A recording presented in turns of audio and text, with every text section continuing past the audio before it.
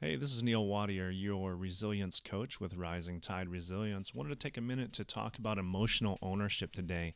And don't stop the recording. Yes, we're going to talk about emotions, but it's important to understand that resilience is much more than motivation and optimism. I understand that you get a lot of tools for with speeches and videos, pictures and memes. You see these a lot on, especially on social media, and these are all good tools, but they are just tools within the big picture of resilience.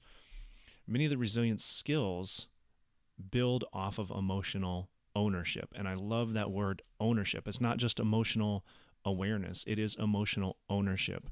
And it's important to discuss emotions because we have to be able to reflect. We have to have the willingness, first of all, the willingness to reflect on the emotions.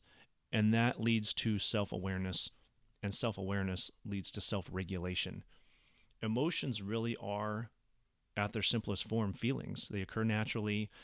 They're the most, even the most logical based thinkers have strong emotions. They just go about it in a different way or have different emotions. And it's important to understand that emotions are always accompanied by physiological and behavioral changes in your body. So if they have that big of an effect on us, we really should take note and understand the root of why they're occurring and how they affect us.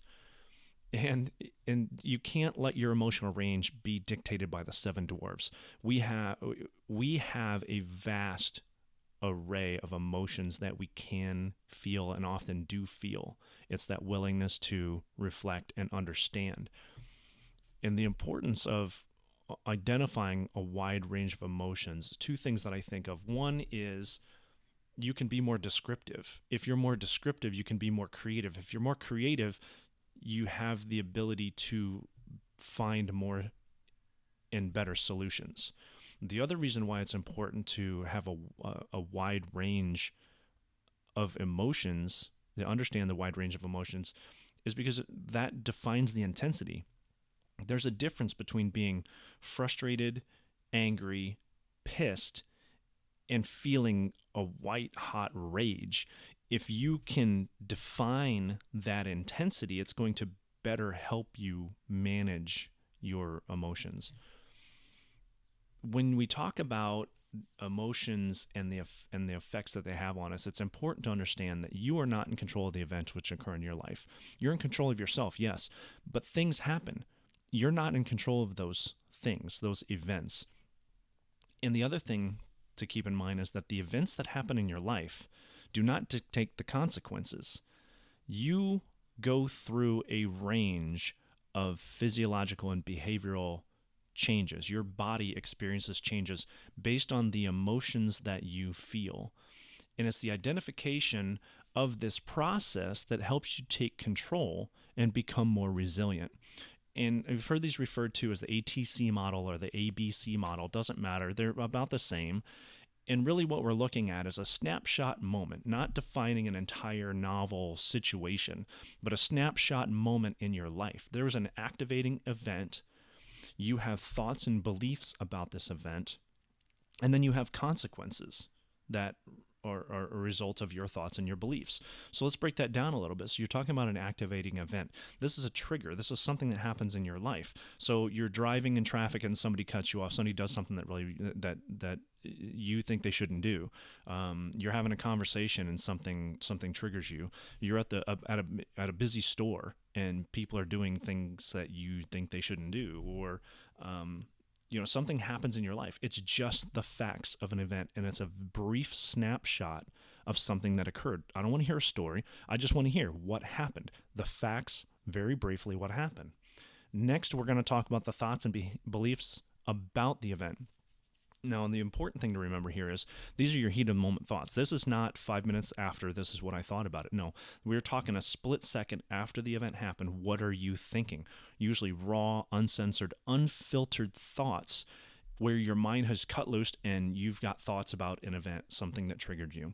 And a lot of times it might be involuntary, and it might even be different based on your mood or your level of energy. You might have different heat of the moment thoughts in the same situation based off of your mood or your attention or something else that's going on in your life.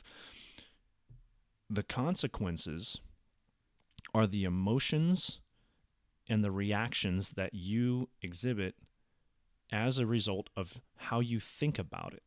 So let's go back a little bit. So I said events in your life do not dictate the consequences. So a trigger that happens in your life, the trigger that does not dictate the physiological changes in your body or the emotions that you feel as a result of that trigger. The step in the middle that a lot of people miss or don't realize is happening is you have these heat of the moment thoughts, and you have the ability to identify. So remember, you're reflecting to become self-aware. Then you can self-regulate, identifying the thoughts and beliefs about the event. What are you thinking? Somebody cuts you off in traffic. What's the first thing that goes through your mind? It might be involuntary, but it's your willingness to take control of those thoughts and beliefs that are going to dictate the consequences. Somebody cuts you off in traffic, you get mad, your heart races, your hands clench the steering wheel, maybe you react in a certain way, and you react. That's the consequences build, right? So you got this physiological reaction, you're sweating, your heart's racing, and your emotions, you're really mad. Why? Because they cut you off because they shouldn't drive like that. Or you have the opposite, is you're driving in traffic, somebody cuts you off, and you say, whoa, that was close, and you slow down and you let them go. You relax your hands. Your heart might be racing, but by taking control and identifying this, you're now taking control of the thoughts that are happening in your mind. That then is going to have more positive impact of a productive consequence. And you have the ability to reflect, identify, take ownership, and modify your heat of the moment thoughts. The thing that I really want you to take away from this is that resilient people tend to see events as facts. And I'm not talking about somebody who's emotionally invested in something to become successful. I'm not talking about that. I'm talking about somebody experiences an event in their life. Fact, it happened. Now what? When you get into emotional reactions and this should have happened, or they should not have done that, or it should have happened this way instead, and you get in this vicious cycle of the shoulds that happening in your life, and suddenly you're emotionally out of control and your heart's racing and you're not productive. And when you talk about resilience and thoughts and events, I don't want you to necessarily think about positive and negative, because there are some negative things that happen. There are some negative thoughts that you might have that are actually productive thoughts. You know, you can be overly optimistic, right? So you want to have some balance of optimism and pessimism. That's productive. So don't think about positive and negative. So we're talking about removing emotion from the immediate afterthought after the event, so that you can take ownership and logically consider what are your heat of the moment thoughts.